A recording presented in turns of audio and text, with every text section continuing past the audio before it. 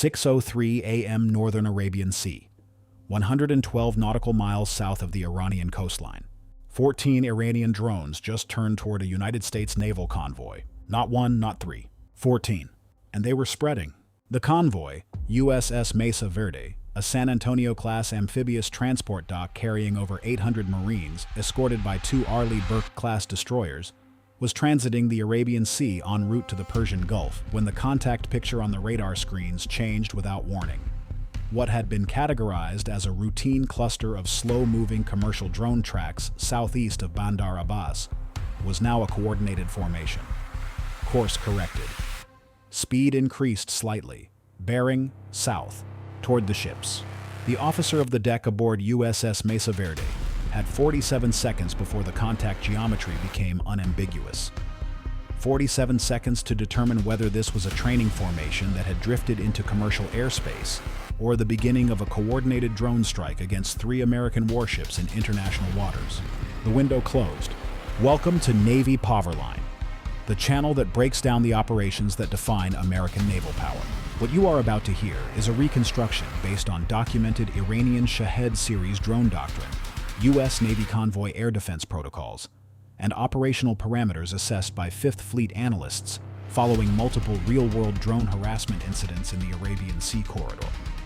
The formation size, attack geometry, and intercept sequence reflect the actual capabilities and limitations that both sides have been developing and testing against each other in the waters off the Iranian coast.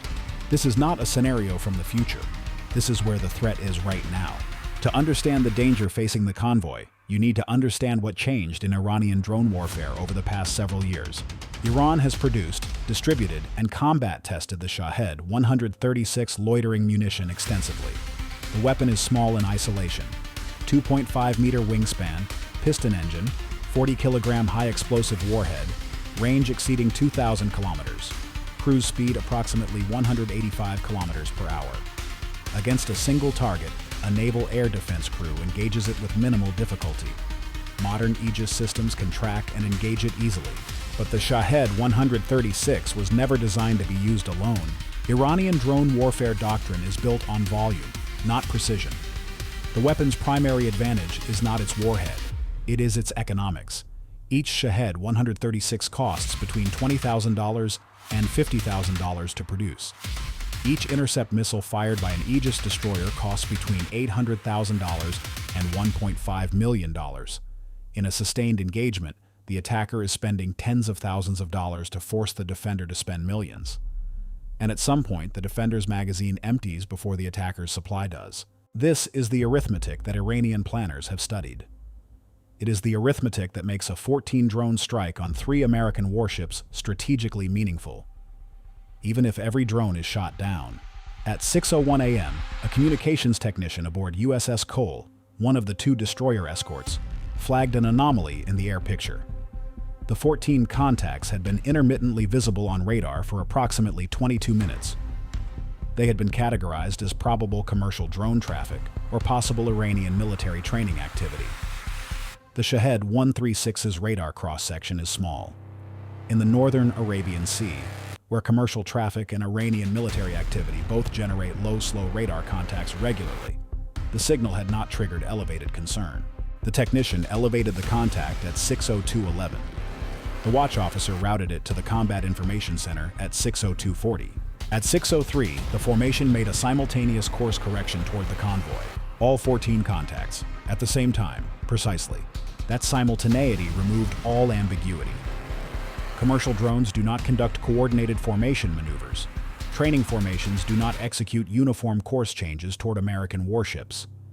The tactical action officer classified the contacts hostile at 6:03:12 and called the tactical picture to Commodore Richard Chen, the convoy task group commander. The convoy had approximately 35 minutes before the drones reached minimum engagement range for the destroyer's standard missiles. 35 minutes sounds manageable. It is not. The formation was not holding together. Even as the contacts turned south, they began diverging, each drone on a slightly different bearing that would bring it to the convoy from a different direction. Over 35 minutes at cruise speed, those small angular differences would compound into a spread pattern, covering 40 degrees of bearing around the convoy. By the time the drones reached engagement range, They would not be arriving as a formation. They would be arriving as a surrounding arc, from the northeast, north, northwest, and west simultaneously. No three-ship convoy can defend against simultaneous threats from 4 directions with equal effectiveness. The Aegis system can engage multiple targets, but its radar has coverage limitations in specific geometric conditions. The gap between the 2 destroyers' radar coverage sectors would be exploited if any drones approached from the exact bearing that put them in the scene between the 2 ships. Wargame projections indicated that a convoy in this configuration, engaging a 14-drone spread arc attack with shipboard missiles only, would achieve 11 to 12 intercepts. 2 to 3 drones would likely reach detonation range. 2 to 3 Shahed-136 warheads against an amphibious transport ship carrying 800 Marines is not an acceptable outcome. There was a second problem. The engagement was going to be expensive regardless of outcome. 2 destroyers, each carrying a standard patrol loadout of 20 to 24 SM-2 missiles, faced 14 drone contacts.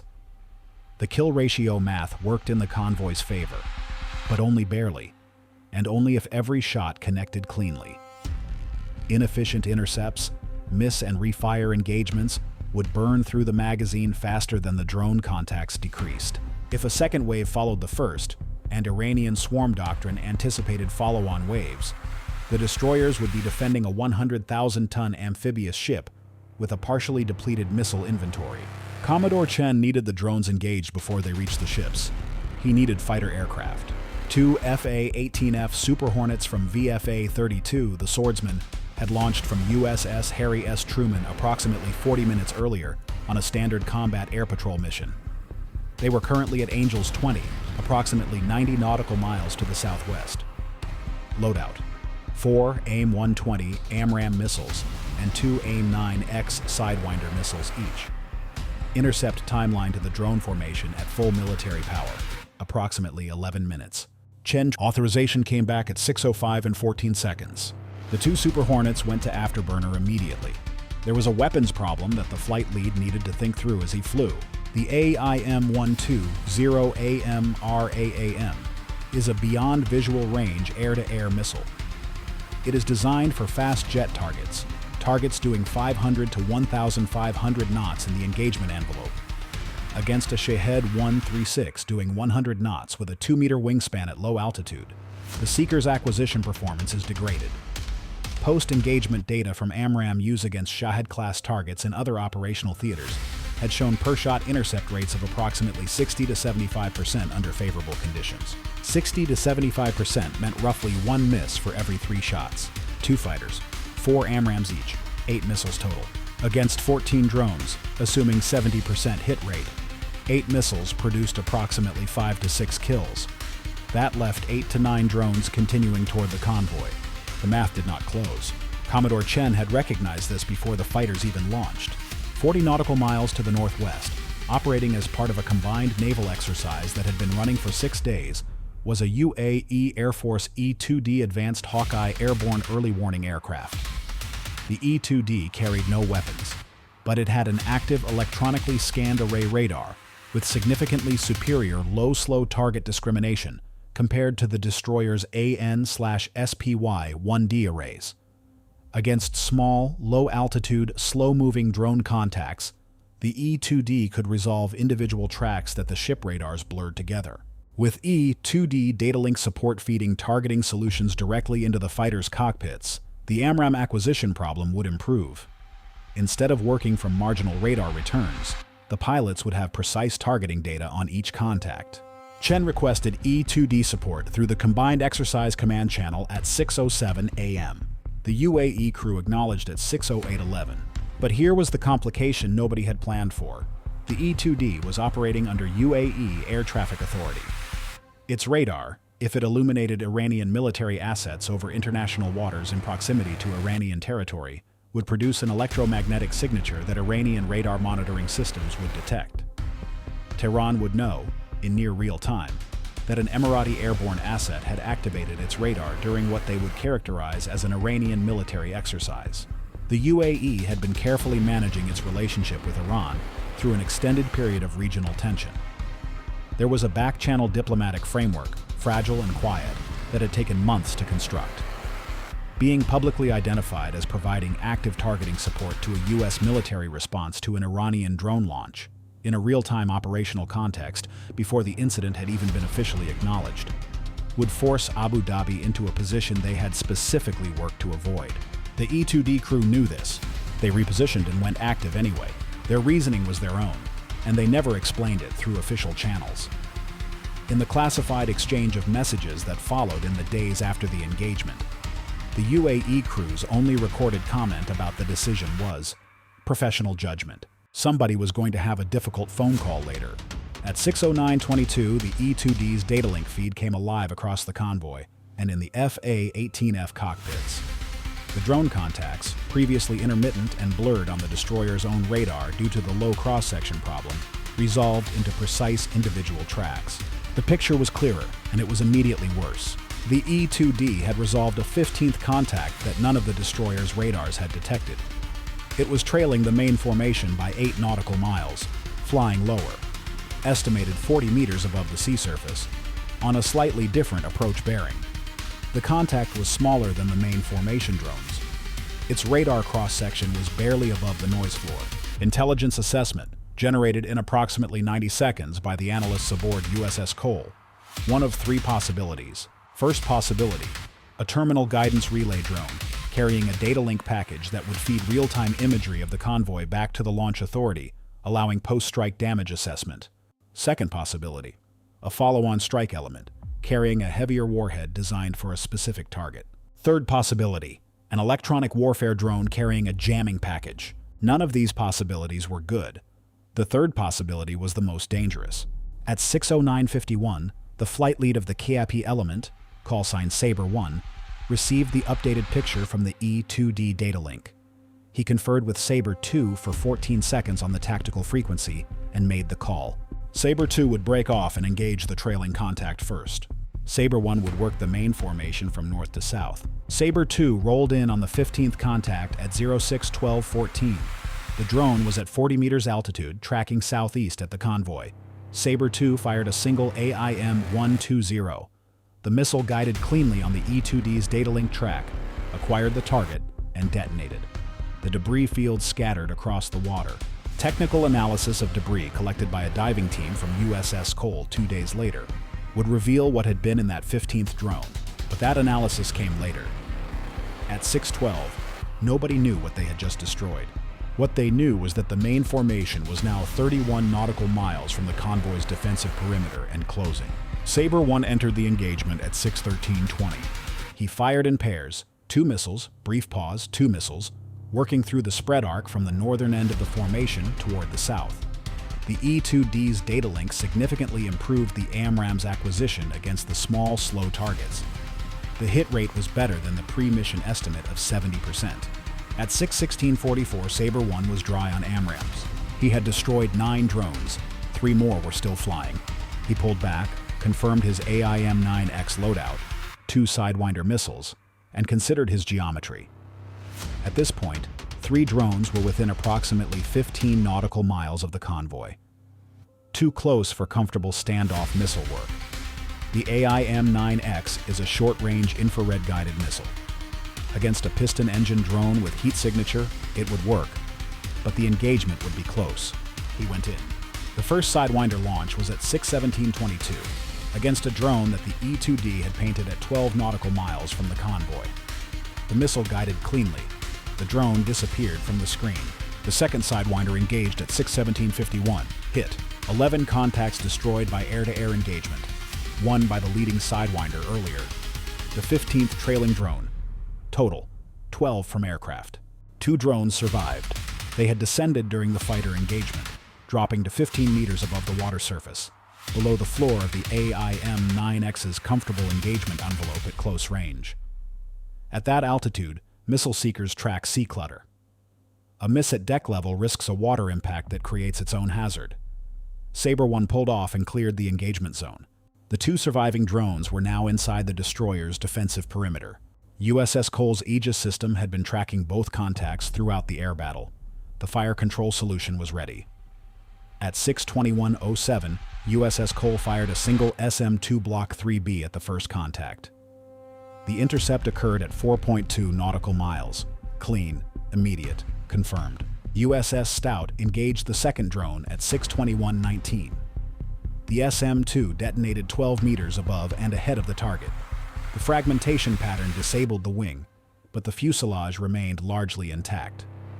The drone tumbled, lost all lift, and impacted the water at 800 meters from USS Mesa Verde's port side. The warhead detonated on contact with the sea. The explosion was visible from the ship's bridge. No debris reached the hull. Every drone was down. No warships were struck. The 800 Marines aboard USS Mesa Verde were never told how close the calculation had come. The post-engagement period produced 2 weeks of intelligence analysis, 1 UAE diplomatic incident, and 1 classified annex that changed how the Navy thought about drone swarm defense. Fifth Fleet intelligence confirmed the launch site in Hormozgan Province, approximately 60 kilometers inland. The site had appeared in commercial satellite imagery 12 months earlier, assessed at the time as a possible drone testing facility. The assessment had been filed. The site had not been added to the active strike contingency list. It was added the day after the engagement. The French submarine that had been operating in the area filed a comprehensive report of the engagement and requested updated ROE guidance for future combined operations in the corridor. That guidance arrived 11 days later. The total cost of the Iranian attack in hardware was between $300,000 and $700,000 for 15 drones. The total cost of the American response and expended ordnance was approximately $12 million. Iran spent $500,000. America spent $12 million. The convoy was unharmed. Nobody in Tehran called that a defeat. The launch site was operational again within 48 hours. New drones arrived by truck convoy within the week. Commercial satellite imagery documented the resupply activity. Defense analysts published assessments within 6 days. The information was public. The response to the information remained classified. And then, the technical analysis from the recovered debris of the 15th drone. The drone Sabre 2 had destroyed first before the main engagement began, had not been a terminal guidance relay. It had not been a follow-on strike element. It had been carrying a frequency-hopping electronic jamming package. The jammer was specifically tuned to the Aegis Combat System's primary radar frequency bands. Its function was to degrade the AN/SPY-1D radar's target discrimination against small low-altitude slow-moving contacts, precisely the drone profile of the 14 weapons that followed it. Its activation would have coincided with the main formation reaching the destroyer's engagement range. The 2 drones that survived the fighter intercept, the ones that reached the ships and required SM-2 engagement, had approached during the window in which the jammer would have been active. If the jammer drone had survived Sabre 2's first intercept, those 2 SM-2 engagements would have been degraded, uncertain, possibly failed, and the convoy would have taken hits. The 15th drone had been the key to the whole operation, not the warheads, the jammer. Destroy the sensors first, then the weapons follow. Sabre 2 had destroyed it at 6:12, without knowing what it was, without knowing the arithmetic it changed. Professional judgment. 15 drones, 12 missiles, 1 jamming aircraft, 1 decision made in 14 seconds on a tactical frequency over the northern Arabian Sea. The next formation might be 20 drones. It might be 30. It might include 2 jamming aircraft instead of 1. The launch site that was destroyed later that week will be rebuilt, or replaced, or supplemented. Iranian drone production is not limited by one facility. The math of attrition changes with every launch. There is a conversation happening in every major naval headquarters in the world right now about the drone threat to surface fleets. It is not a theoretical conversation. It is not a planning exercise. It is an urgent operational reality that is rewriting naval doctrine faster than doctrine writers can keep up. The surface ships are more vulnerable to drone saturation attacks than their air defense suites were designed to handle. The missile magazine problem, the finite number of expensive intercept weapons available on any single ship, creates an exploitable constraint. A determined adversary that is willing to spend $500,000 per attack wave can force a defending navy to expend $12 million per response. If the attacker accepts an 80% loss rate on its weapons, it still wins the economics. The Navy is aware of this. Directed energy weapons, high-power laser systems, and high-power microwave systems are being developed and deployed specifically to address the cost exchange problem. A laser shot costs pennies. It does not deplete a magazine. It does not have a reload cycle. But in the northern Arabian Sea on the morning of this engagement, the USS Mesa Verde's escort had no directed energy weapons aboard. They had what they had, and what they had was almost enough, but not quite, until a UAE radar crew made a professional judgment call, and a fighter pilot trusted it. The 15-drone formation that attacked the convoy was not the largest drone operation Iran has planned or exercised. Intelligence assessments from the year following the engagement indicated that IRGCN drone units were exercising formations of up to 35 drones against simulated convoy targets in internal exercises conducted in the Iranian interior. 35 drones, with a jammer or two embedded in the formation, against a 3-ship convoy running standard magazine loads. That engagement has not happened yet. The planning for it on both sides is ongoing. 800 Marines got where they were going. They never knew how close the outer edge of their transit had come to a different outcome. The convoy completed its mission. The ship returned. The crew rotated. The cycle continued. But the debris of one small drone, recovered from the bottom of the Arabian Sea by a dive team from USS Cole, changed something important. It changed what the Navy planned for. It changed what they loaded on ships. It changed what they looked for in the formation picture. One small drone, one pile of debris, one lesson that arrived just in time. Stay vigilant, stay informed. See you in the next one.